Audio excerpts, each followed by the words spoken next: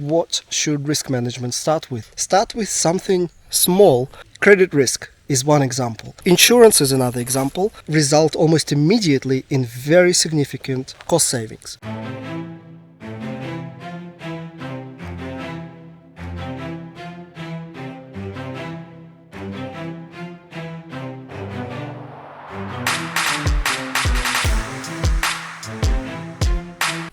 Hi everyone, it's Alex from Risk Academy, and I'm often asked what should risk management start with when implementing risk management, especially risk management to integrate into the decision making.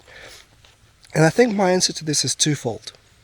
First, instead of starting with creating this kind of theoretical, overarching, enterprise-wide framework and trying to bite off too much to chew at one time, instead, my suggestion is to start very, very narrow.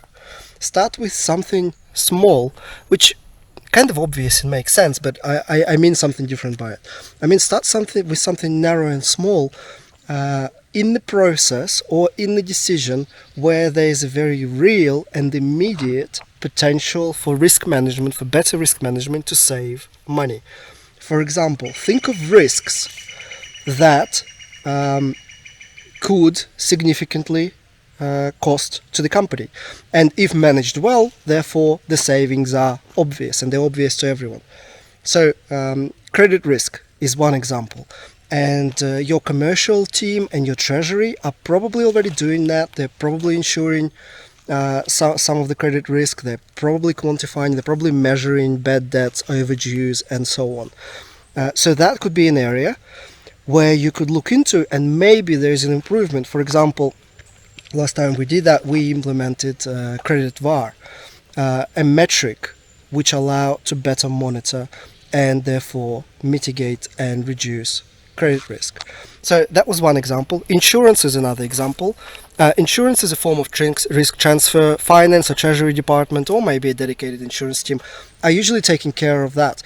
And what I have discovered is that once you look at it, the methodologies, the approaches that they're using, the reliance that they place on brokers and agents and underwriters is not particularly risk-based. And risk managers can bring their competencies to result almost immediately in very significant cost savings. Procurement. They usually have manual or automated controls for accreditation, qualification, winner tender selection. Like there's usually a lot of the things have been already done by the procurement team. Blacklists, vendor validation, feedback mechanisms, quality control. There are a lot of things that procurement team has in terms of managing the risks of either credit risk or performance risk in procurement. And yet there is a lot of potential for risk managers to contribute. And by making those small contributions, risk managers can already produce significant monetary savings. So my advice is to start with a couple of risks where there's a very specific monetary gain. So that's on one side, and I promised a twofold answer. On one side, start with some processes, some decisions where the saving is immediate and very tangible. And my second part of the answer is that you have to be very honest with yourself. To start with credit risk, for example, you need to have someone in the team who is knowledgeable about credit risk. It's quite specific mathematical exercise. There's a lot of information written by regulators on the topic of quantifying cyber risk, and you have to start with the process where you have the competency. So the second part of my answer is you want to select something that is tangible and can generate a very specific cost saving.